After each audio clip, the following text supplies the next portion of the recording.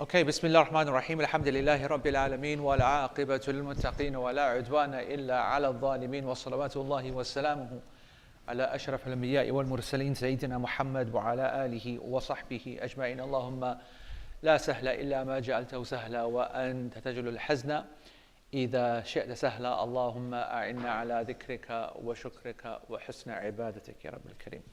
Assalamu alaikum wa rahmatullahi wa barakatuh. It is wonderful to be back here. So many people, subhanallah. We haven't seen folks in such a long time. So welcome to all the girls and all the guys, and mashallah, people from Leeds and Birmingham and even the Scousers we let in. And I don't even know where you were in the States. Dallas. Even Dallas, yani, we've got Dallas in the house, and we've got all kinds of things. My sister made an appearance, yani, she got bored as well at home. Yani, so everybody's here, mashallah, tabarak ar-Rahman. We've got some Scots, yani, because now we've left you, yeah. So the two boys from Glasgow are here as well. So everybody's here, mashallah, tabarak ar-Rahman.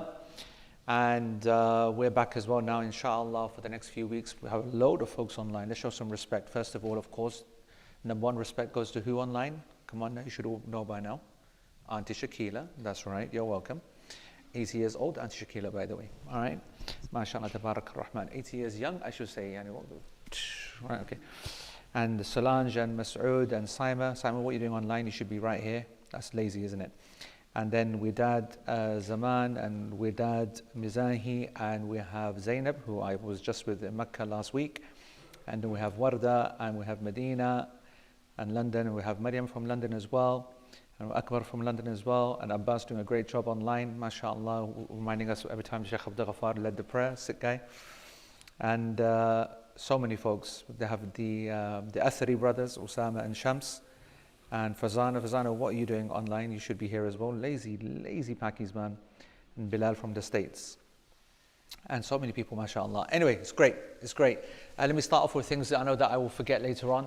So the first and the most important is that this weekend we have Sheikh Yahya. This weekend? Next weekend. Sorry, next weekend. Beg your pardon. Next weekend, Sheikh Yahya will be attending for the next Al-Maghrib seminar, which obviously hasn't been taught in a while. So those who are local, please try your best to attend that. That is something which I want to say straight off the bat. And anybody wants to know anything, then we'll have some of the sisters here that will be able to give you more information. Or just go to almaghrib.org/Manchester. You're good with that as well. That's with respect to next weekend. Other than that, there's no specific announcements. A lot of people asking about the next few, well, actually the big ask is about Hajj and Aqsa. So I'll just mention what I know now. My intention, according to my current calendar as it stands, is the end of September. So either the penultimate last week, like after the mid of the month, basically. So, like, 20 something of September is the next Aqsa program. Is there a chance that it happens in April or May? A small chance, but like minute, to be honest. I don't think it's going to happen. Umrah program is now locked in. It is important for me to tell you, by the way, whether you join us for our program. The April program is a very nice one. The temperature and everything else is great, and also it's very quiet. And the reason it's very quiet is because people don't know enough information about Hajj and they get scared off from going. And this year it is extremely close to the cutoff for Hajj. And so you should know that our program will be on the 2nd of April to the 12th to take advantage of the April school holidays. But it will close around about the 16th, 17th, 18th for Hajj. So if you're going alone, you make sure that your tickets are coming out before 16th, 17th, right? Just be careful. Just be careful if you're planning that, because the first of the Al-Qiyadah is the official kind of start of Hajj, official. And then the Hajj program, of course, is getting very kind of close now. Next week, possibly, things will open up. And so you can just go to the website for that. And I think that pretty much covers everything that I had important to say. So it will be the three cities, yes. Inshallah, the three cities will be going ahead bi'idhnillah in 2026, the big main program, and therefore Umrah will follow straight after. If I remember correctly, the Umrah is planned to be again at the end of September into October, something like that. And so Alhamdulillah. All right, I want to also apologize for last week. I don't know what happened actually. It was just generally a very stressful lesson, to be honest, yeah, because we were in like a public kind of gathering, and it was just extremely stressful. And that country and its people, they don't make this deen any easier, you know. They are really they are really something. And you know, and actually, and I guess I don't mind saying this now in this gathering because it's not open, public, but I want you to know that the direction of everything, actually in the Muslim world, there's been very little, other than Afghanistan probably. Every Islamic expression that you see in the Muslim countries is extremely secular. So it's an Islam which is very convenient and very tame and very limp, that suits the culture of the country, because the leaders are like, well, why would we change the culture of the country? Why would we change the values of the people? So let's give them what they want, but let's make sure that it doesn't go anything more than that, right? So that's pretty much across the board. I mean, don't just blame just the Gulf countries. Every Muslim country, Pakistan, everyone, I like that. But it's really interesting when you see those particular things that you thought that would remain very pure and untouched and allow them to work its magic, for the use of a better word, such as the Hajj, that you wouldn't think that they would touch that. What I mean by that is that people have been making money of Hajj for years. That's fine. And people have been making kickbacks and all that kind of stuff, which is this massive kind of web of services and stuff that exists there for years. People have put up with that, right? People are like, okay, you guys have been given authority, go ahead and do it. And then obviously they changed this whole system to, under the idea, I don't want to say under the pretense because that is unfair, but certainly that's what the people want. People are used to, especially in the West, there's an objective there from especially those authorities to come right up to date with modernity, with technology, with online activity, with the general increase in tech kind of whatever, and to see that the world is moving that way, and that there can be so many costs that can be cut, there can be so many red tape issues be kind of, avoided. And so their aim is to move the entire Hajj online. And what that means, so traditionally, there was never Muslims in these countries, right? So traditionally, the Hajj would work how? You've got all the Muslim countries, you have a minister for Hajj in every country, and the Ministry of Hajj would give a certain quota to every Muslim country, and they would have like meetings, discussions, and there would be like, a full ministry. It would be done from the government, and that was it. And we're talking huge numbers, like 100,000 for Nigeria, for Egypt, 100,000 for Pakistan, or even more. So the big countries have this kind of public service. And anyone that's lived in those countries, that you put your name down and you get called 20 years later. You get called 15 years later. And there's a small private industry that's always kind of existed, but that's not really for the masses. The masses get taken care of via this official kind of quota. Then you saw the rise of Muslims in the West, and so therefore that kind of continued via a visa system. And then COVID gave the perfect opportunity to essentially say, well, you know what, let's use the Western community as like a guinea pig. Like, this is the direction we want to go.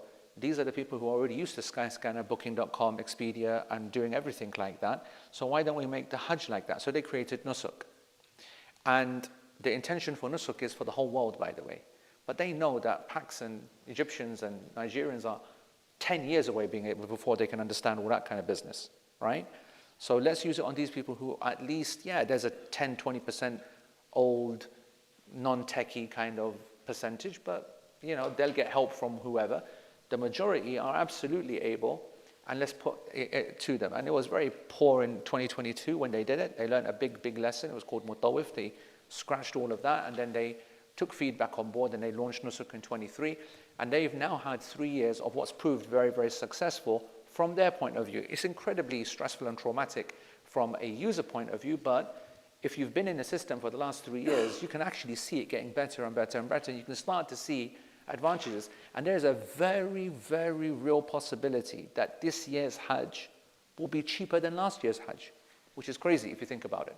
Crazy if you think about all of the years that that's been going up. And, crazy.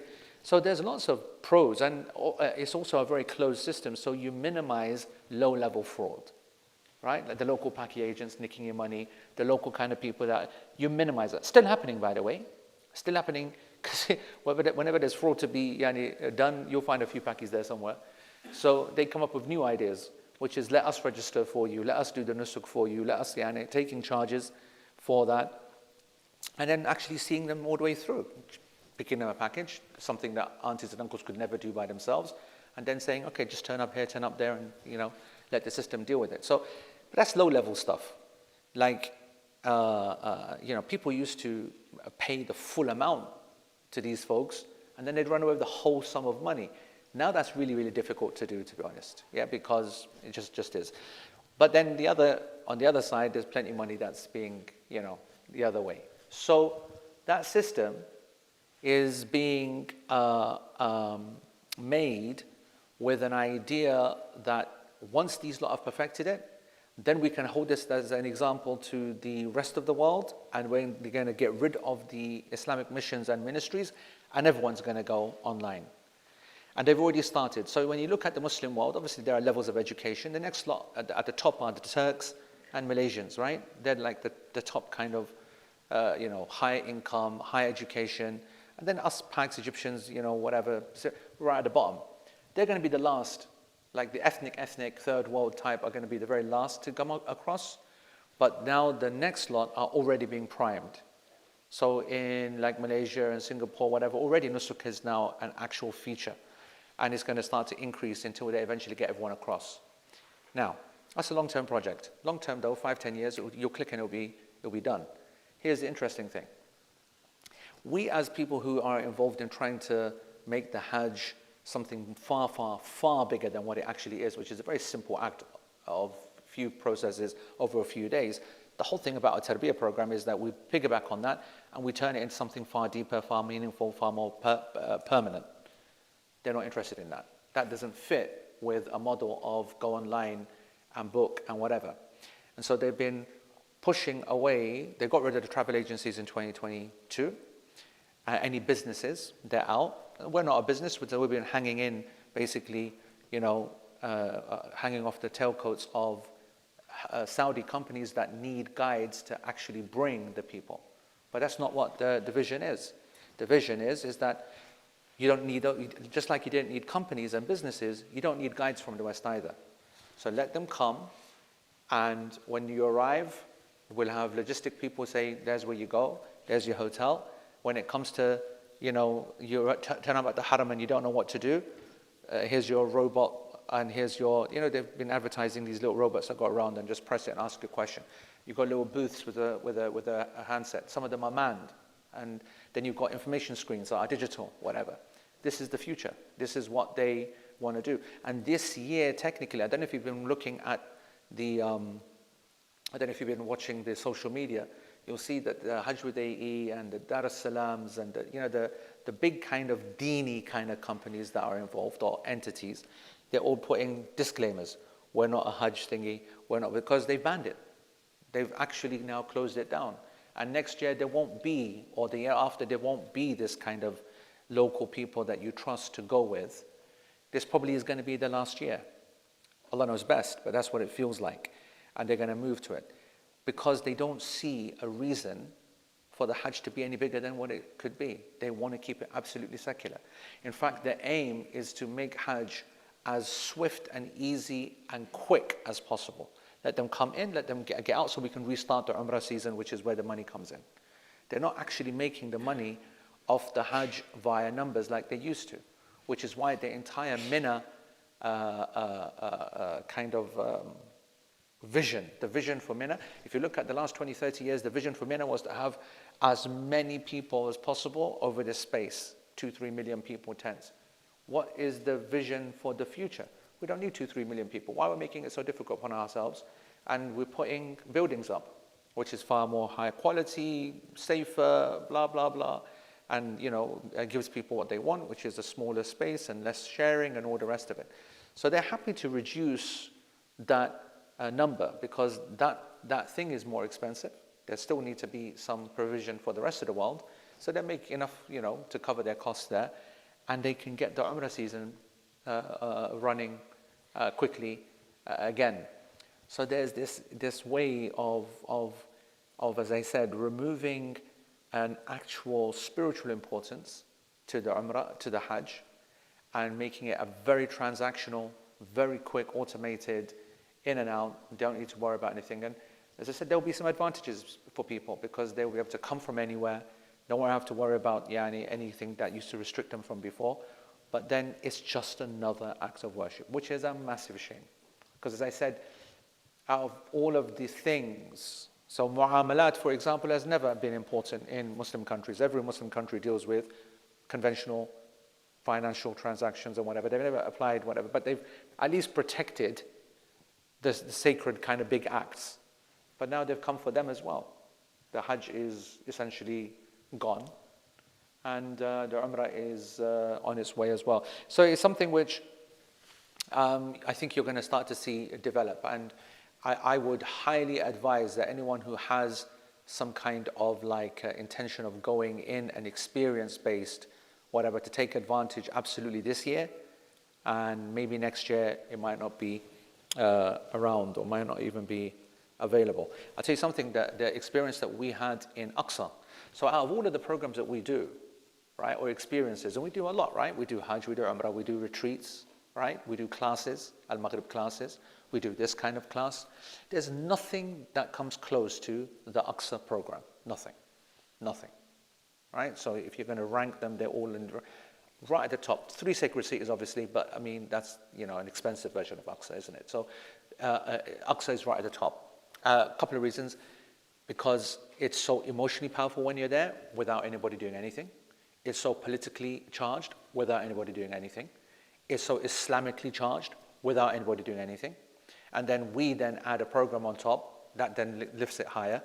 And then the way that people live is the kind of way that we want people to live, which is in a small building, in a small room, base camp style, retreat style, the kind of place that we would be if we're doing a retreat. And, tight-knit, personal, one-to-one, smallish kind of group stuff. It's the highest.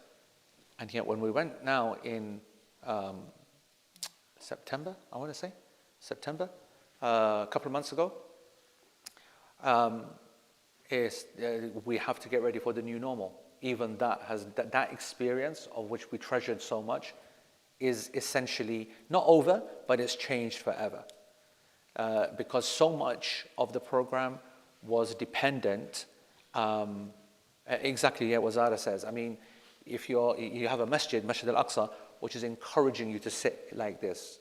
Bro, if you sit with the second person in one of the Haramain, do you know one of our team members, okay? One of our group members from Hajj 2025 was there just now with me in Umrah, and he got hooked up in Tawaf by 2 coppers wearing ihram undercover. The level of paranoia and stupidity. And the guy that they picked up, he's the most placid, miskeen, Guji uncle. Imagine that. Imagine a white beard, 60 years old, yeah? And because he pulled his camera out and he's making a thingy of the tawaf, right? And like I said, the level of paranoia. And then you compare it to Aqsa, and they're desperate for you to sit down in a small group and discuss and debate and talk about everything and anything and whatever. So that obviously helps. So the problem, as I was going to say, is that that's so far ahead. It's so far everybody's favorite experience. It's so emotional for everyone who goes. Nobody ever forgets it. Whatever. But when we went in September, it's changed because Aqsa is so important, going into the masjid, and they're not letting you into the masjid for every prayer. You can try what you want, and believe me, we're Pakis, we tried everything. Disguises, this, that. Go from one gate into the next gate to the next gate, next gate to the next gate. Flags, left, right, center. There on the radio, there's a tall Paki coming, yeah, and be careful. And then we can't make ourselves shorter. We can, do all kinds of stuff. What I need to do is to release a little clip that we made in this one, where one of the local guides, he got blocked from coming in, and so he went on full disguise. So he went out and he had a bag and he put on jubba this, put an eye patch on. Eye patch. It's like something out of a cartoon. Put an eye patch on and hat on and blah, blah. He came hobbling and they let him through. And then he takes everything off, goes, ah. It's a madness. Now, if your group, it's now up in the air where some of the group can come in, some of them can't go in, whatever, whatnot. That affects the group dynamic, that affects the experience, whatever, whatnot. So, like every kind of religious experience that we're trying to turn into an educational one and a spiritual one, each one is under threat for one of many different reasons. So anyway, it just goes to make you, it just goes to show that opportunity is a blessing, and when you get the opportunity to study and to be with good people, just take it with both hands.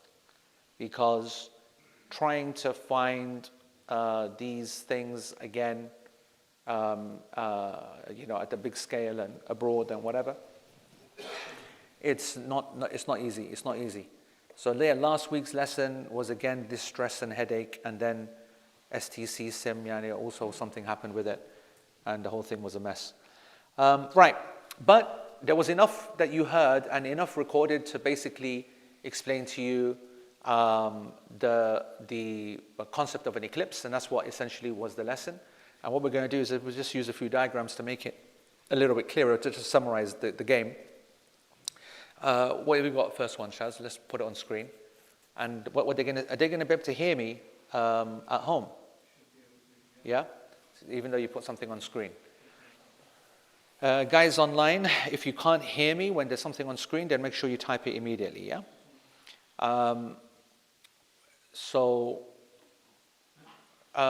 Let's choose let's go with the middle one, Shaz, to explain the concept of the solar eclipse. It's not on there, is it? And now it's not?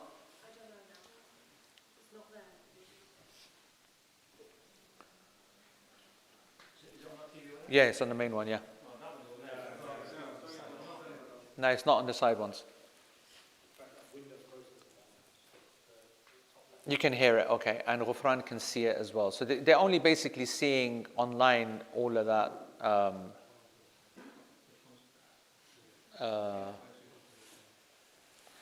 So we'll just wait, because there's two things. Number one, I want to be able to show each diagram. And number two, we need to see it on that TV there. So let's just give it a minute for it to happen.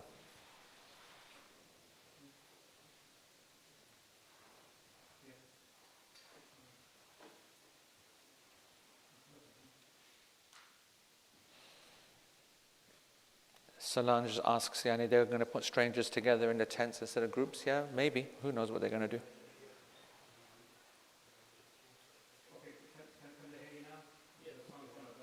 Can they hear me? Yeah, they can hear me, yeah.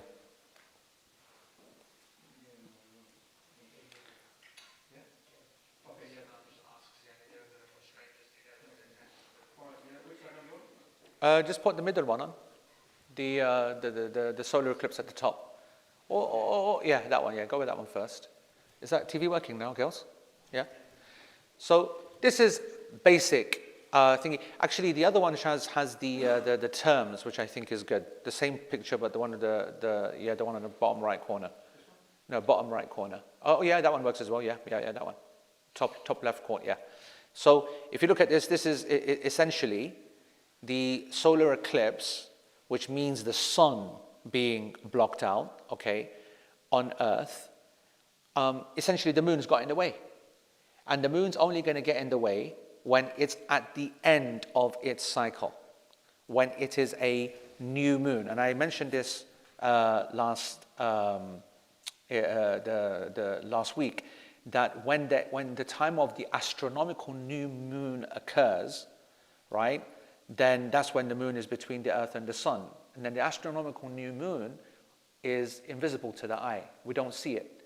And that's why we're waiting for it to start our Ramadan, for example. Yeah, nobody gets involved or cares about the moon except in fasting. Yeah? So let's just talk about it from a fasting point of view. So you know when the calculation guys say, by the way, it was born, yeah? And obviously nobody can see it. That's what it's referring to. It was born. That's the astronomical new moon. Oh, nobody can see it, right? And then what are the traditionalists, what are us lot saying? No, you got to wait until you see it. And then you start to hear the game of 9 hours, 12 hours, 15 hours. But there's got to be an X amount of hours that need to pass after astronomical new moon has been born before the lunar moon can be seen. The lunar month only starts when you've seen it. And you can only see it after sunset by the nature of the angle of how you're going to see it. So a solar eclipse only occurs when it's an astronomical new moon, i.e. the 28th or the 29th of a lunar month. That's the only time that you're going to, and Ibn Taymiyyah, subhanAllah, mentioned that hundreds of years ago, just from, they had no ability to understand or see or whatnot, but the scholars could calculate that. Now, when the moon is in its orbit, hits that moment, as you can see right there, there's going to be two impacts on the planet, right? You're going to have this wider, so you see where it says the partial shadow, and I can't read that word, but it's called something, what? Penumbra. Yeah, penumbra. So the penumbra is this general kind of shade that's going to be thrown on Earth, and a general shadow, and a partial eclipse. But then you're going to get like a proper concentrated one, which as you can see is the smallest spot on the planet, there, right there, where Shaz is doing the circle. And that is going to be your real darkness, and that's going to be very momentary. That's really important, by the way, because it's going to come back to us later on in the fiqh. Because an actual eclipse is a very small period of time, because if you're referring to that as the eclipse, then that's literally moving every second. So a place is only going to be in total darkness for a few minutes because that dot is the one which is moving. Whereas the general darkness, that's going to cover a lot, that's going to cover a country, for example, or a continent or a region, and it's going to be moving slower. But the real impact is going to be minutes. But the general could be like an hour or two or whatever. So I want you to understand this concept of the partial shadow and then the full shadow. So the full shadow is the dot, and that's called is that umbra? Yeah, umbra, yeah? So that's the umbra, and then you've got the thing. So that's a lunar, that's a solar eclipse. Okay, folks? And now back to the thingy. Now we want to show, when you have a lunar eclipse, it's the one on the go and use that one, that's fine. But, so again, what you're having here now is the Earth getting in the way of the moon, right? The moon is on the other side, and for this to happen, you have to have a full moon. And when I say, now, remember guys, the moon never changes, yeah? So this idea of new moon, full moon, partial moon, waning moon, waxing moon, and they're all looking like a beautiful crescent or whatever, the moon is always there, full face to us. It's about the angle that the sun's light is hitting and showing us. And that's why when you can see, even on a new moon, you can see the outline of the rest of it. Yeah, so I just want, if people are thinking that there's only like that there, no, the full moon is always there. It's the amount of light that you can see. And so the lunar eclipse, as Ibn Taymiyyah said, and as the scholars say, can only happen at a full moon, which is the 14th and the 15th of the lunar month. The nights of the Abdar, the Badr nights. The Badr is the phrase that we use for a full, glaring, beautiful, luminous moon. So only on the 14th night and the 15th night will the moon be caught on the other side and the earth get in the middle. And so what happens there then is that, as you can see, the two angles, the sun will come in with the red arrows, and then there will be the wider kind of shade that will be active as well. And so depending upon, obviously, location, timing, then you'll get a level of light being eclipsed. Remember, the moon does not actually have its own light. The sun does. But because the sun is what makes the moon shine, if you block the sun, then the moon then feels like it's all gone. Why is it not all gone? Because the earth itself is also reflecting like the moon does. So you've got something called earth light, right? And I think a couple of days ago, someone in one of our, Saima actually it was, she sent a picture of the moon in the day. And people see that quite often. And how is a moon seen in a day? Because of the level of reflection of the sunlight off the earth, which is illuminating the moon essentially. Even though, because it's always there, but you're just not seeing it, right? I think that's enough chance, to be honest. I think everybody gets that. Oh yeah, and then on the left-hand side, this is essentially showing the different kind of stages of the lunar eclipse as such.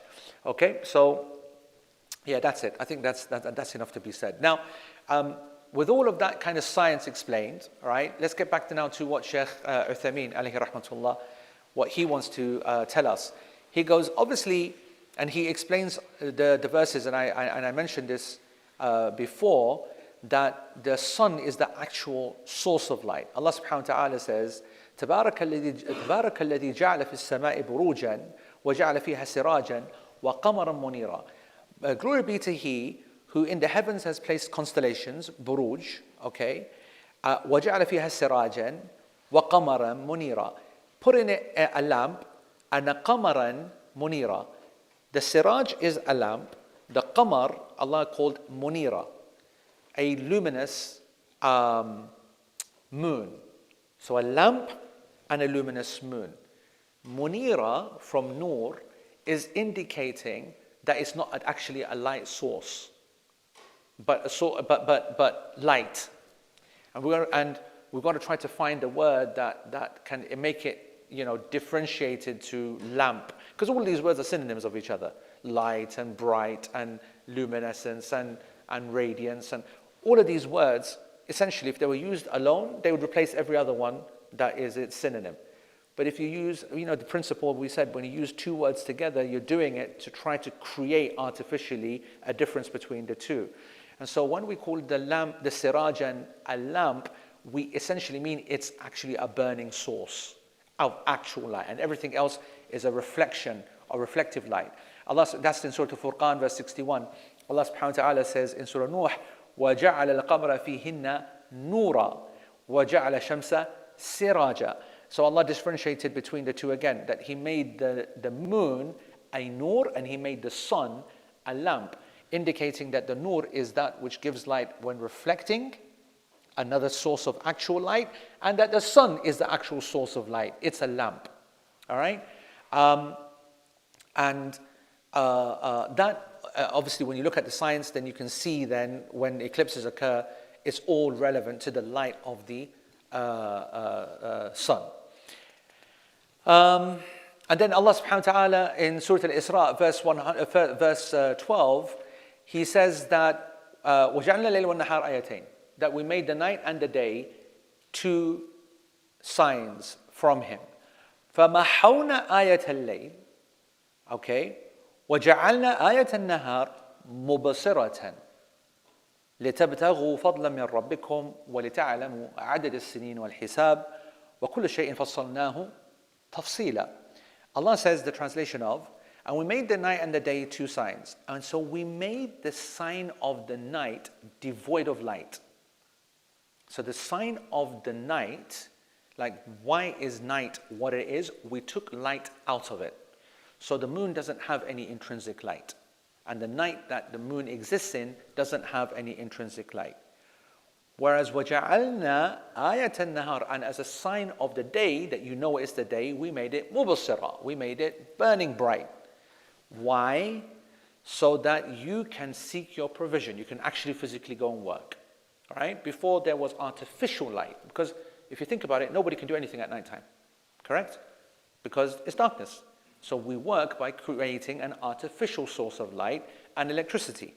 If there was no artificial source of light and if there was no electricity, nobody could do anything at nighttime. Is that correct? Is that correct? What could you, battery, right? That's artificial. I'm saying artificial light. Fire, artificial light. Is there anything you could do at night without light? What's that? Fire? No, I'm saying, fire, electricity is all artificial light, right? I think what I should be saying is that, is there anything that can be done in darkness without electricity? In terms of actual work. I mean, you can do things, you can sleep, you can sit there and chat, but I'm saying that, is there anything meaningful that can be done?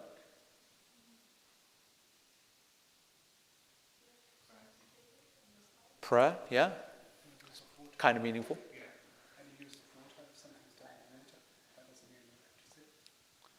But you couldn't see what you're doing. Couldn't see what you're doing. If you have the knowledge, depending on knowledge. In pitch black. Maybe. Anyway, we can say the majority at least anyway, that of the night time is pretty useless to do anything, right? And the place where Allah subhanahu wa ta'ala has given all the light, you can literally do everything. You can do literally everything. So that you can لِتَبْتَغُوا فَضْلًا مِنْ رَبِّكُمْ, so that you can seek the grace of your Lord, the bounty of your Lord, وَلِتَعْلَمُوا عَدَدَ السِّنِينَ وَالْحِسَابِ, and so that you can then work things out. You can work dates out. You can work things out. That's the only why we've given you daytime, and everything we have explained in great detail. وَكُلُّ شَيْءٍ فَصَّلْنَاهُ تَفْصِيلًا. So Sheikh then finishes this section. He says, so therefore the sun is a light source in of itself. مُنِيرَةٌ مُبْصِرَةٌ بِنَفْسِهَا. As for the moon, then we've made it devoid of light. It has nothing of any light. It only reflects whatever we shine onto it. Therefore, we can say that there are two causes for the eclipse. A scientific cause, like we just explained, and then the actual cause. And this is what Sheikh wants to bring our attention to. What we call, so the first one is called the sabab al-hissi, the sabab, the reason that is perceivable. The word hissi means that which can be observed, right? Felt and seen. When we use the word hissi in its linguistic sense, when someone is extremely sensitive, right, and they have allergic reactions, we say that he has ihsas, yani big. That's in Urdu as well, isn't it? When you have ihsas, what does that mean? Now, hasasiyya means yani being extremely sensitive to something, and therefore you react so viscerally that is called an allergic kind of response. Is an allergic response a very uncontrolled? Huh? Yeah, but I'm just thinking about the word hasasiyya, right, which is the root of this verb. It means allergy. And I'm saying the ihsas, the hissi, is the senses. And when the senses are out of control or extreme or extremely sensitive, the Arabs call it allergic response. How does that tie in with the scientific kind of explanation?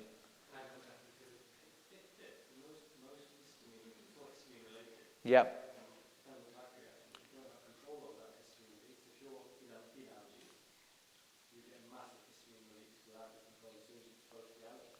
And the allergen itself is perceived, or it is sensed, not just by taste apparently, but also by the dust particles.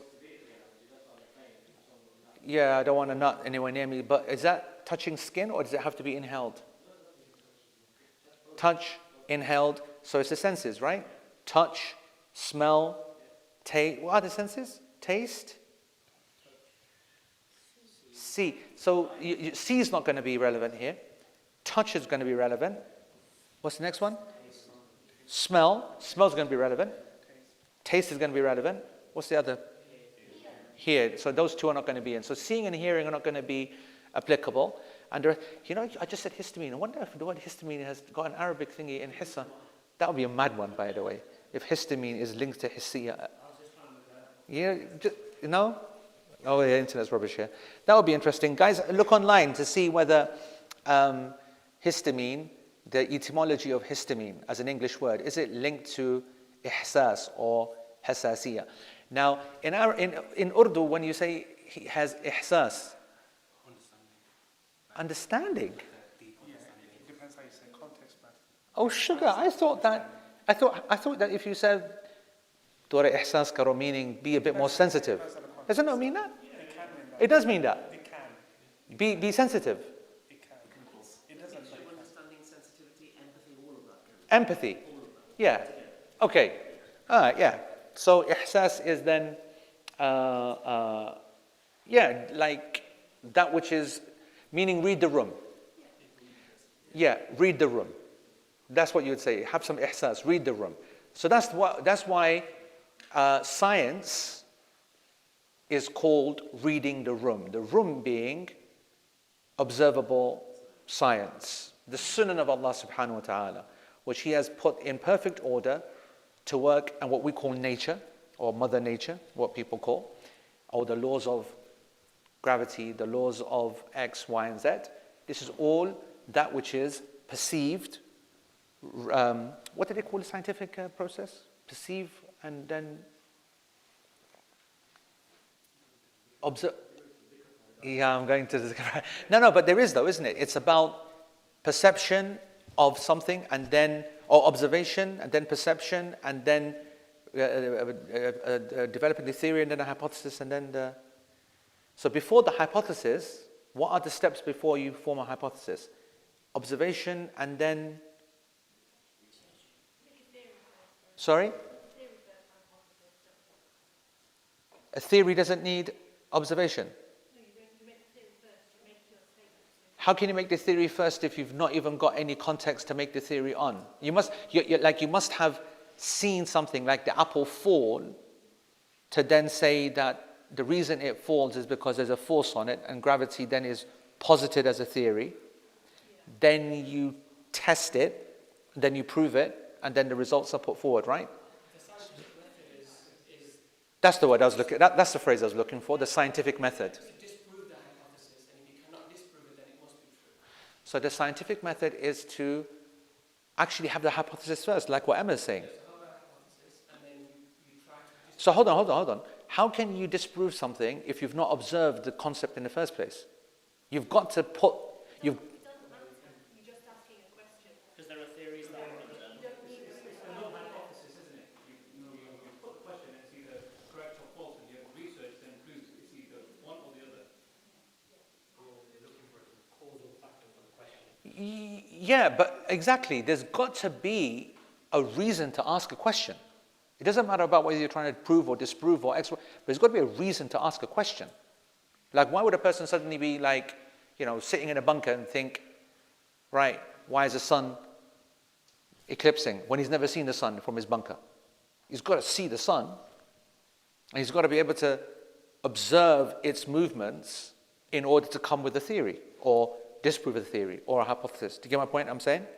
Anyway, I just remember somewhere that the scientific method needs to have observation first. Yeah? Observation, then hypothesis, then testing, then confirmation, and then you have the theory. Are you reading that from somewhere online? You sick guy. Yeah, there we go. Allahu Akbar. Go on then, say it again so that my ego can grow a bit bigger. Observation first. By the way, who's saying it? Tell me it's Einstein or some proper guy. Don't say chat bloody GPT. But it makes sense. Observation, because that's where the fact comes from. And then you come up with a hypothesis, then you test it, and then you can, it's either confirmed or denied, and then you come up with your theory to explain it. Beautiful. But that's common sense. I'm amazed that you lot didn't think that was the case. Everyone's saying no observation, no what. Anyway, I feel good about myself, yeah? I want to go and do science again. Right, double GCSE that. Is there still a double GCSE? Do you get 2 marks for it still in school? You'd still get 2, yeah? All right, anyway. So the sabab al-hissi, is that which is observed, and that which is observed is going to be very stable, very logical, and it's going to be able for you to create a theory off of. A sabab al-shar'i, by definition, has nothing to do with that which is perceivable, and therefore cannot be understood, and not meant to be understood by observation. It's only meant to be understood if Allah subhanahu wa ta'ala has mercy upon you, right? Who Allah guides and opens their hearts to understand that there's something, someone, a force in control of everything that you observe. The bigger picture, that's the sabab al-shar'i. And what is the sabab al-shar'i? It is takhwifullahi li'ibadihi, to give a wake-up call to his servants, to that which he has created, to scare them, takhwif, to bring them to line. As has been narrated from the Prophet ﷺ, that he said that in the Shams wal Qamar ayatan min ayatillah, that the sun and the moon are two of the signs of Allah. They do not eclipse for the death of any single person, or neither for their birth. وَإِنَّمَا يُخَوِّفُ اللَّهُ بِهِمَا عِبَادَهُ. And indeed, Allah is only through them terrifying his servants, terrifying the creation thereby.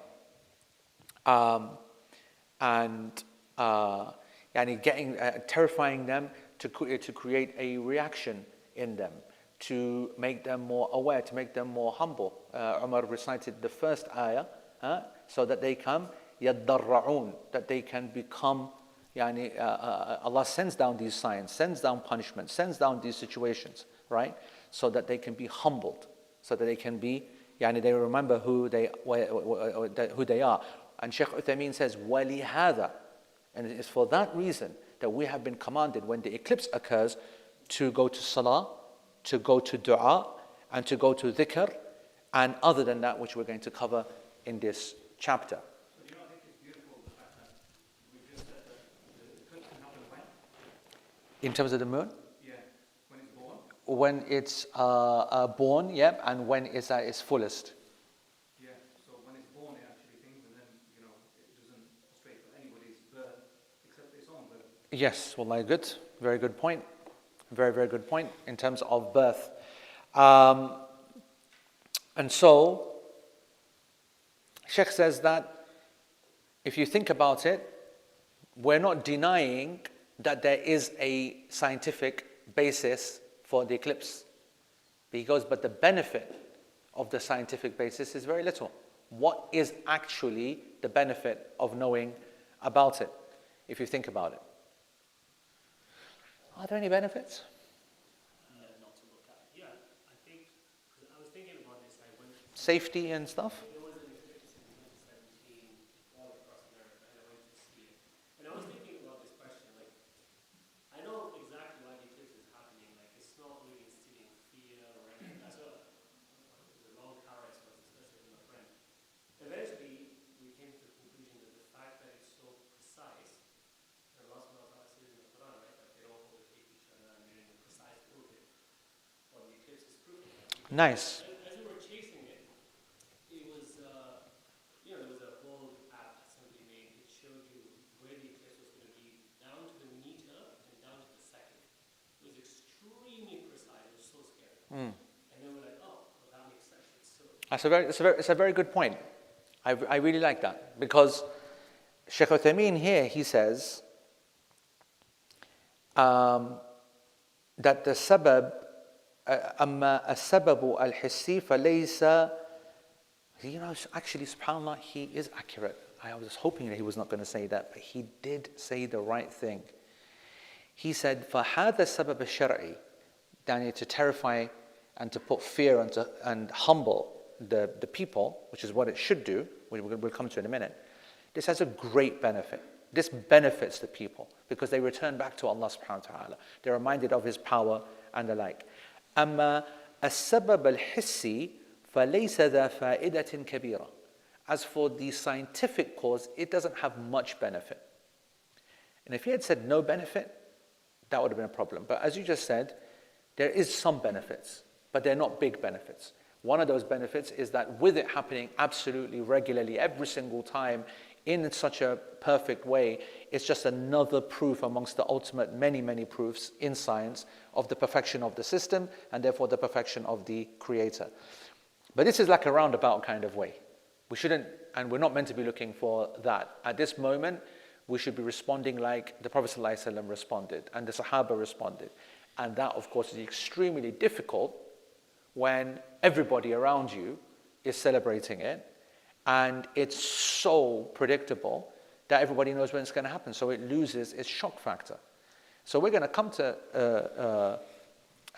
this point. Actually, let me now just actually read how Sheikh Uthaymeen is reading it. Because it's nice also to see coming from an elder, from a Bedouin type society, and how he is perceiving this, knowing very well that he's gone to the Western scene and his students like are young and that they know and they're looking at him thinking, but Sheikh, really. So let's look at this. ولهذا and that's why the Prophet ﷺ did not bring attention to the actual scientific aspect of the eclipse.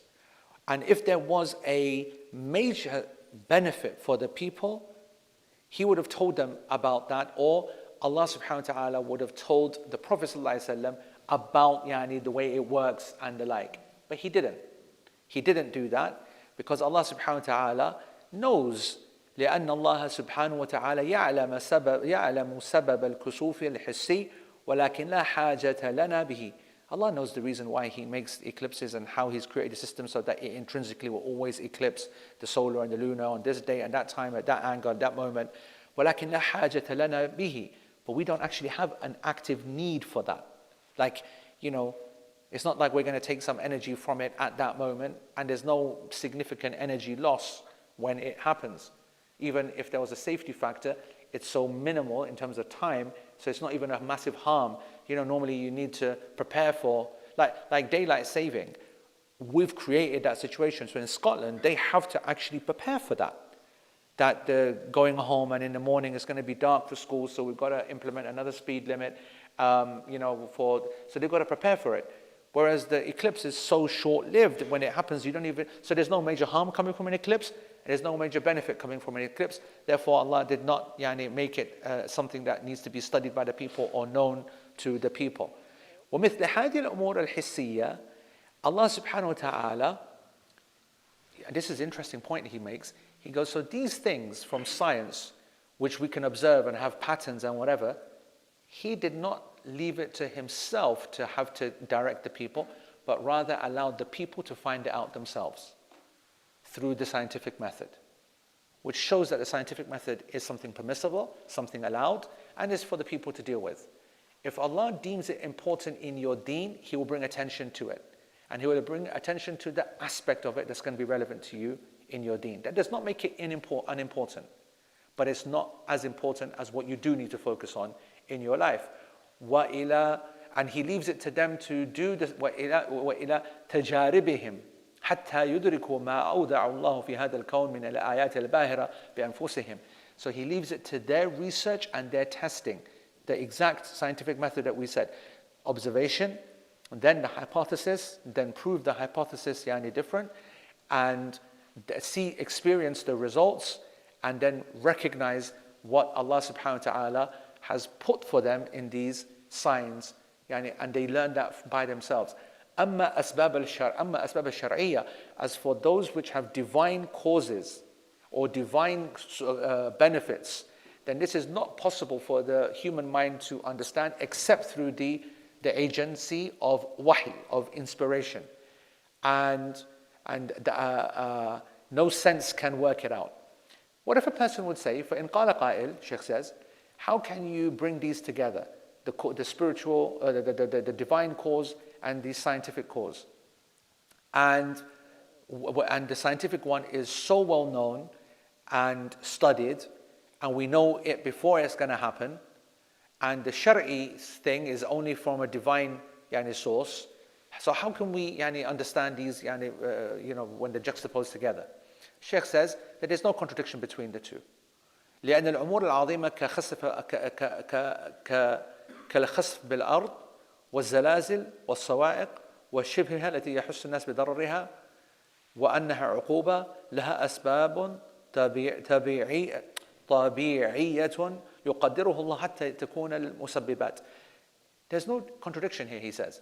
He goes, those things that Allah subhanahu wa ta'ala sends down that are things which all of the people can sense how problematic they are.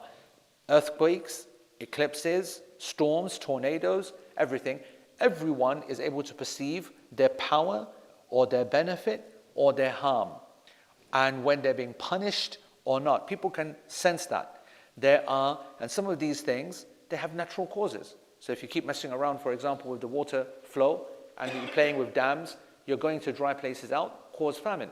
If you do the opposite of that, you're going to cause flooding. These are a lot of human involvement in a lot of the things that we see. For example, climate change and global warming has very clear human involvement.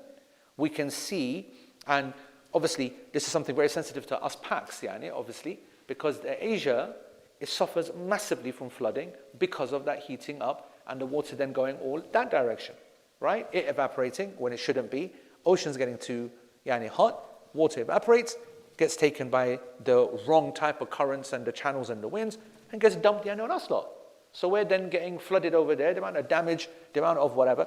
So we can see human involvement. The fact is that the science explains it, doesn't change the fact that we're involved, it doesn't change the fact that maybe Allah subhanahu wa ta'ala is punishing the people or testing the people, depending upon how you are taking it. And that could be the cause for it, but the wisdom behind it is takhweeful ibad, so that the people become worried and scared and just remember who they are, and they just take pause in their life. So earthquakes, they have reasons, and storms, laha asbab, they have their reasons, and tornadoes and hurricanes, they all have their reasons and their causes. Lakin Allah subhanahu wa ta'ala puts these into play in order to make the people go back to deen of Allah subhanahu wa ta'ala. You either take a benefit and remind yourself this is who's in control, because we all like stability. And any time that our stability and our routine is harmed, in a small sense, it can just be one tablet missing from your tablet box. That's enough to freak a person out and completely throw everything off kilter. That's the smallest example, right? Or your coffee not being ready on time. What a stupid thing, coffee, in the morning. And it's enough to destroy that person's mood for that day and the system for that day and whatever, because you made it so important to yourself. Well, what if I take the ground away from you? That's the killer is, the reason earthquakes have such an impact psychologically is because the last thing that you expect is your floor to be giving away. It's absolutely terrifying, right? The problem is because the people don't get it regular enough, then they feel that. But because eclipses, day and night, they don't feel the spiritual connection between losing all of that which is the source of all our light. That's the one where people sing and have parties and let's all go out and do moon spotting or whatever, what happens or whatever, I don't know. And Shaykh Uthaymeen quotes, and I gave a lecture on this ayah, by the way, saying the same thing. No, not a lecture. Art. Yes, art. I did one of the art ayahs on this point, these selection of verses, the difference between the Muslim scientist and the non-Muslim scientist. Because the Muslim scientist is absolutely as interested as the non-Muslim one, but the non-Muslim one then keeps on the outside of the thing, whereas the Muslim one gets to the core to understand what is the science actually pointing to. Allah subhanahu wa ta'ala says in Surah, this is all about Surah Rum, by the way. So if you want to just do it yourself, if you've not done art or whatever, just read these verses of Surah Rum. Allah subhanahu wa ta'ala says, ظَهَرَ الْفَسَادُ فِي الْبَرِّ وَالْبَحْرِ بِمَا كَسَبَتْ أَيْدِي النَّاسِ لِيُذِيقَهُمْ بَعْضَ الَّذِي عَمِلُوا لَعَلَّهُمْ يَرْجِعُونَ. That fasad, corruption, has spread on the planet, in the earth and the seas, because of what the people have done, because of what their hands have earned, literally, because what the people do, so that some of them will taste the consequences of what they have done, in order that they may learn a lesson and return back to Allah subhanahu wa ta'ala. That's the nature of everything that occurs. Walakin تضيق قلوب كثير من الناس عن الجمع بين السبب الحسي والسبب الشرعي. But the problem is that the hearts have become so distant from the actual reason these things happen, and they're obsessed with the scientific cause. They don't care about the religious cause or the divine cause. And the majority, and this was the point that we made in art, وَأَكْثَرُ النَّاسِ أَصْحَابُ ظَوَاهِرْ لَا يَعْتَبِرُونَ إِلَّا بِالشَّيْءِ الظَّاهِرِ. Most of the people are very shallow. They live on the surface and they only finger deep everything. But because they are at just the zahir, the external kind of layer, they remain in that external, simplistic, basic kind of approach. And that's the problem is that people have made them become so normal in their hearts, the eclipses, that they don't have any point. ونحن نذكر قبل أن نعلم بهذه الأمور أنها إذا حصل الكسوف رعب الناس رعبا شديدا وصاروا يبكوا بكاء شديدا ويذهبون المساجد. If people were to ignore the actual scientific causes and think about what's actually happening here and how Allah is reminding them and giving them a chance, but so each time it happens, even though they know what the cause is, but they're internalizing the fact that Allah subhanahu wa ta'ala wants you to be humble when it happens, and they felt that message and they appreciated that message. What they would be doing, instead of playing, partying and all the rest of it, is that they would run to the masajid, they would be crying hard, and they would do everything that the Prophet ﷺ did when the first time that he observed a eclipse. It was an eclipse of the sun in his era, and it happened in the morning time. بعد إن ترفعت بمقدار رمح, it was a little bit after sunrise. The sun was now very blatant and very, very clear. So, because when the sun appears after sunrise, it's a very majestic moment. And so everything goes dark, and then the sun comes. Now we're in big day. We're like 20 minutes, 30 minutes after the sun has risen. It is absolutely bang there, and then boom, it then eclipsed. And ففزع النبي صلى الله عليه وسلم فزعا عظيما حتى إذا أدرك إنه أدرك بردائه. The hadith which mentions this, I think it's in Muslim. Yeah, it's in Sahih Muslim. So he doesn't give the text of the hadith, but I'll tell you what happened in the hadith in the book of Al-Kusuf, the chapter of the book of eclipses, the chapter ما عرض على النبي صلى الله عليه وسلم في صلاة الكسوف من أمر الجنة والنار. The chapter title is what happened, what was presented to the Prophet صلى الله عليه وسلم in the eclipse prayer from the matters of Jannah and Nar. That's the name of the section. That's where Imam Muslim put this hadith. Hadith of Asma bint Abi Bakr radiallahu anhuma, the hadith number 906. What happened when the eclipse occurred? The Prophet ﷺ was so shocked that he didn't know which way to turn. He didn't know which way to go. So he ran, and this is, when you run in a thobe, what happens, isn't it? You can't run. And that's why we have to lift our thobes up like this when you run, yeah? Because it blocks you. So that blocked him. He was trying to leg it essentially, and he couldn't. So he had to grab his izar and his clothes, because he was in such a state of shock. And then it started to come and gun, and he was pulling it and so on. And he told the people around him, shout quickly, as-salatul jami'ah, as-salatul jami'ah. Everybody straight to the masjid. Everybody straight to the masjid. We're going to pray a congregational prayer. We're going to pray. So there's no adhan, but there's a shout that goes out, right? As-salatul jami'ah. So a congregational prayer. So that the people could come together. And then the ummah then came, all the men came, all the women came, and the Prophet sallallahu alaihi wasallam prayed with them a prayer that has absolutely no comparison, unique in its structure, a prayer that's not been seen before and not been seen again. We don't have a single prayer that comes close to the eclipse prayer. SubhanAllah, we prayed it. The ladies on the PG retreat was it in September? Yeah, just now. The eclipse occurred, and we prayed it there. Look at what. Huh? And why you got to throw him under the bus like that, Yara? Oh yeah, we mentioned that in the first lesson, didn't we? Zaf's your own fiqh of how you praise the eclipse prayer late. Sheikh says, look at this line. Ayatun shar'iyyatun li ayatin kawniyya.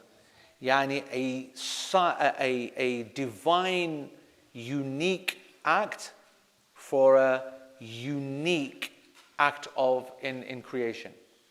Yani the prayer itself is unique for an action that happens in creation, which itself is unique, that can't be described or nothing comes close to it. أطال فيه إطالة عظيمة. He elongated this prayer hugely. حتى إن بعض الصحابة, to the extent that some of the Sahaba, despite the level of their energy and their motivation to do ibadah and pray, they pray all night. Yeah? And their desperation to do good, تعبوا تعبا شديدا من طول قيامه صلى الله عليه وسلم.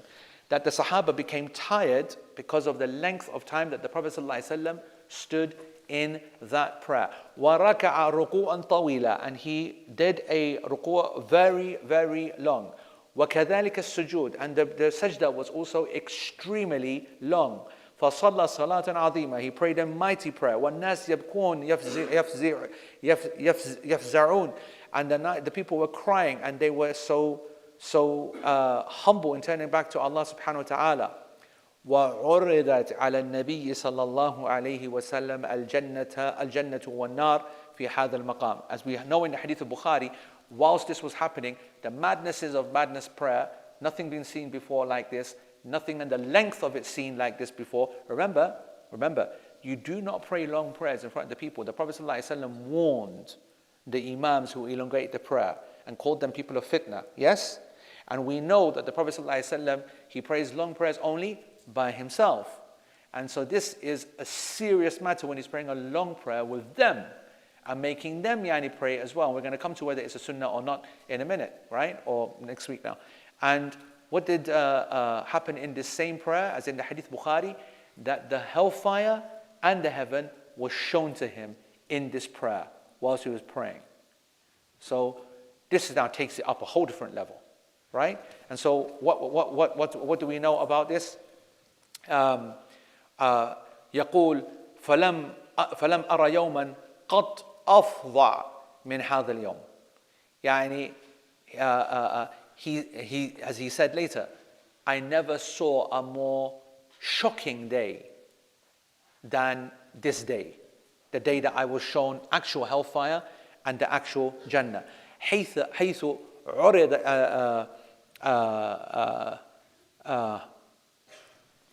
the heaven was shown to him. This hadith, by the way, where is the actual? Yeah, the hadith is in Bukhari, hadith number 86. Okay, 86, and it's also in Sahih Muslim as well, hadith 905. In this hadith, you'll remember, I think everyone's read this hadith, that the Jannah was shown and there was fruit that was on the table and on the tree, and the companions are narrating this hadith, and they saw in the prayer the Prophet ﷺ like that. And afterwards, when they finished, they said, we saw you move, and what were you doing? Like, what was all this? And then you know, and he said that Jannah was shown to me, the fruits were shown to me, and I reached out to take it, and then I thought that if I take it, then that's the only thing that you will receive in this dunya forever and ever. So I left it. And then Shaykh Uthaymeen doesn't mention that part. And then he mentions the fire. That the fire was brought so close to him that he recoiled from it. And this is another version of the hadith. He recoiled from the fire like a person who's about to get burned. Yani, like that. And you'll know that hadith because they asked him, what was that? And they said that the fire, and he said that the fire was put in front of me, and it was shocking, and it was terrified, it was shaking, it was shocking. And then he said, and I saw that the majority of its inhabitants were women. Yeah? And the companions were, obviously in a state of shock, hearing that the fire has been presented, and then hearing that women are the majority. And why is that? And they يكفرن العشير ويكفرن الإحسان. They make kufr of ihsan, and they make kufr of their husbands. And then he, subhanAllah, he went and explained it as well. He didn't leave it just like that. He goes that if their partner does something, shay'an, yani they say, ما عملت خيرا قط, you've never done anything for me. Right? Now obviously we joke about this thing all the time. Women always complaining, women always ungrateful, blah, blah, blah. But this is hadith which states it as fact. And when you study women, they are of that nature. And that is something that obviously men have got to take a lesson from it as well, but women a bigger lesson, 100%. Otherwise, what's the point of the hadith? What's the point of the hadith that a person will just, say, well, otherwise it could have been, the Prophet ﷺ had no need to specify the gender. And you see, when we look at cases and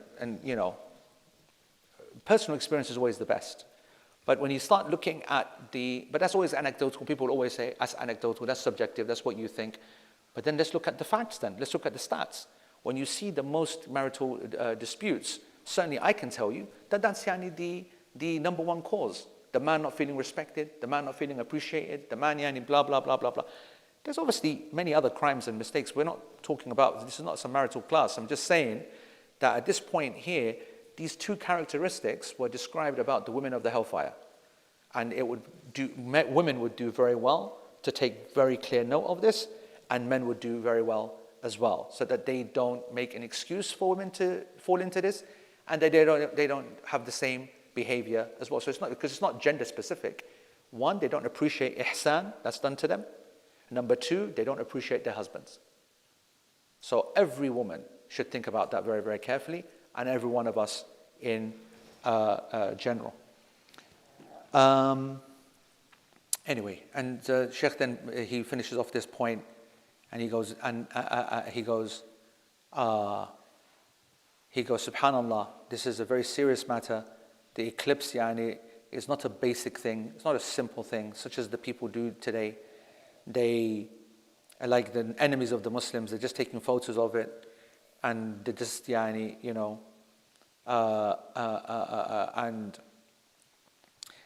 the way that the non-Muslims think about it, Muslims have been affected by it as well. And now the hearts of the Muslims have also become like stones, maybe even worse, maybe even harder. We seek refuge with Allah. يَكْسِفُ الْقَمَرِ the sun and the moon is eclipsed in their world, and the people are just wallowing in their dunya. And the songs are playing, وَالْأَغَانِ تُسْمَعُ وكل شيء على ما هو عليه لا تجد إلا الشاب المقبل على دين الله أو بعد الشيوخ والعجائز. You see no response. You see maybe a few of the old women, a few old men, and one or two people who are practicing from the young folks in the masjid praying or whatever, taking it seriously. Whereas the rest of the people, as nothing had happened. وَإِلَّا فَالنَّاسُ سَادِرُونَ لَاهُونَ. These people, they are in laghu. They're just wasting their time. He goes, this is something that people should take far more seriously. Anyway, we've gone on a long lesson, and Allah subhanahu wa ta'ala knows best. All right, where are we in terms of questions? Questions in here, and then we'll take those online as well. So guys, I've not been able to see any questions online so far. So if you've got questions, please repeat them at the top now. Yes?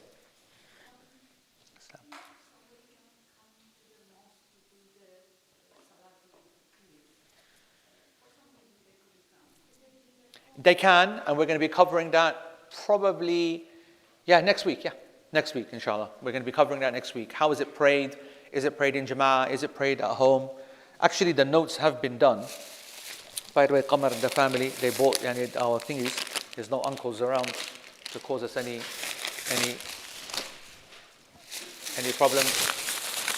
We've got enough there for a thing, yeah? Yallah, open it up. Let's get some sweets going. Yes, Doc. Oh, you sick guy. What a hater. Did you hear what he just said? He goes, is it okay to keep the tin? What a criminal guy. That is so wrong. Astaghfirullah al-azim. Sorry guys, sorry. Honestly, man. Doesn't understand the value of a good old English tin. That's the problem. Well done, son. Well done. You're my favorite, you are. Oh, what is going on here? We need to do this for the camera, but because this is full sick. You know, there's one thing about bringing brownies in, but bringing the tissue to be able to eat the brownie, bro, highly. Oh, yeah. Everyone's like, oh, mashallah. So you guys have got one over there for yourselves, yeah? This is our one, yeah? Take it. All right. So, Doc, you just hold on there, son. You just hold. By the way, solid piece of tissue as well. I just want to say, I want to tell you right now that I don't feel good about me giving this to you guys. I know that I'm a responsible guy around food like this, but there's a lot of soft chocolate here, which is definitely carpet destroying, and there's no way that I can take responsibility for that. So I'm just saying, not that you lot are kids, but I'm going to give this box over to you, and you're going to responsibly withhold until you get out there on the tile, and then you guys can have what you want.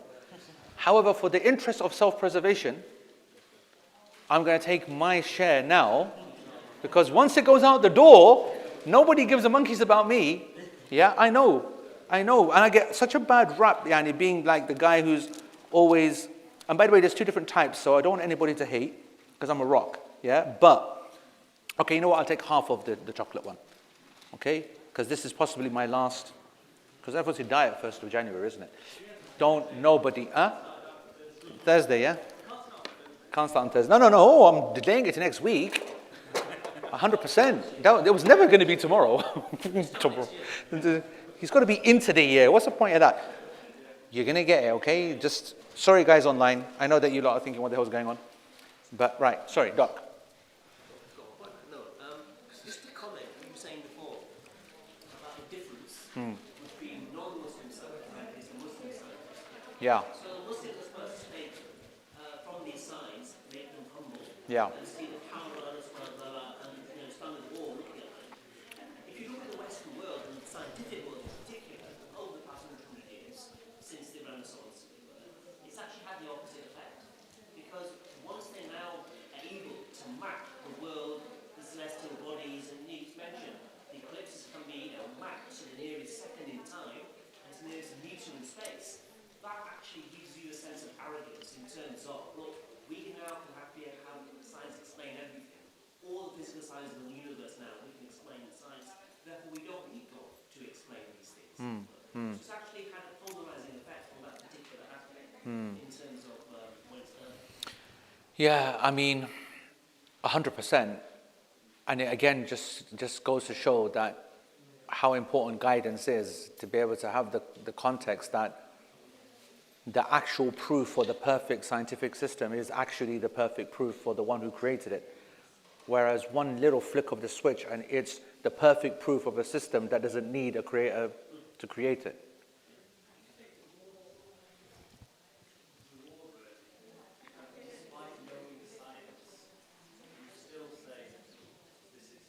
I don't think so. It's a really good question. What I had said, is it, would the people who, due to the perfection of the science, then say that this is from Allah, is that more rewardable? Now, obviously it is, because that's Iman, yeah? But no, I don't think so, because you're playing into that exact narrative, that the perfection of the system means that it's self-independent. Says who? Like, what is the logical next step from a perfect system? And that's why I said it's just a switch. You switch it to not even allowing God to be in a conversation, then it's just science and just perfection. And you switch it just the other way, and it's like, well, hello, how do you think this perfect system came about? Now, we cannot possibly, the whole watchmaker argument, we can't possibly ever imagine, anybody being so stupid that you have a perfect system and people thinking it all fell into place. Huh? Oh, one second, bro. Huh? Huh? Subhanallah. The emphasis on Subhanallah.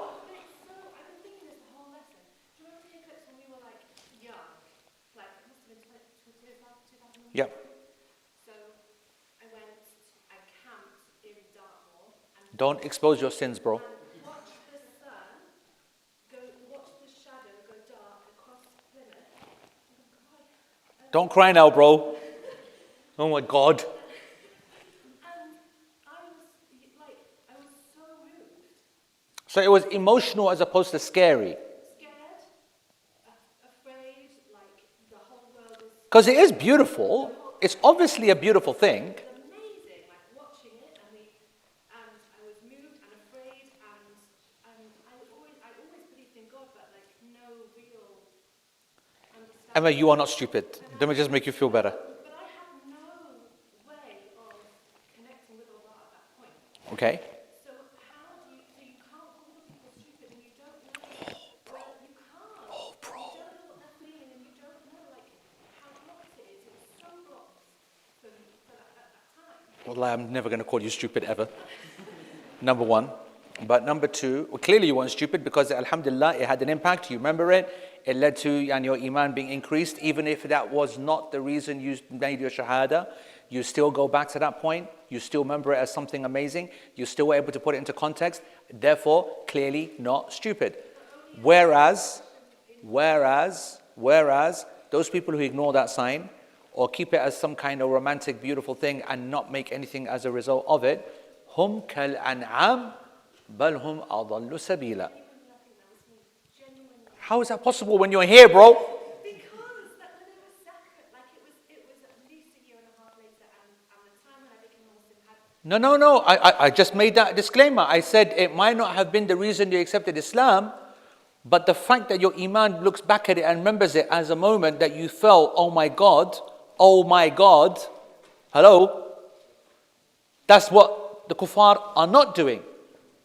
By the way, not just the kuffar, but dumb Muslims as well. But some of them are, and they don't know how to make the connections, and I want to be able to help them to make the connections. And the Sheikh is talking all the way through this book of like admonishing the people, and like admonishing the Muslims is kind of understandable.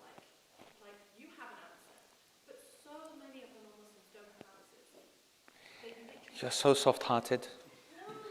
You are so nice. Bro, 100%. Listen to your husband, bro.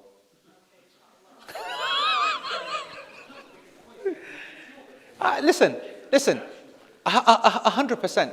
Listen, we spoke about, what I mentioned it earlier on, the dhikr paradigm. Remember that whole concept of dhikr. Everybody perceives something differently. They go through the process, right? And at one of the three stages, you either sign out or you lock in. So we said observation, perception, and then expression, right? Everyone's observing. Everyone perceives, but that's where it differs. You perceive it as, oh man, that's sick. Let me take a picture and then move on. Or that, why did that happen? What's going on? Why am I feeling like I'm feeling? You might want to question it further based upon your emotional reaction. You might want to question it further because of why does that even happen? So a knowledge-based reaction.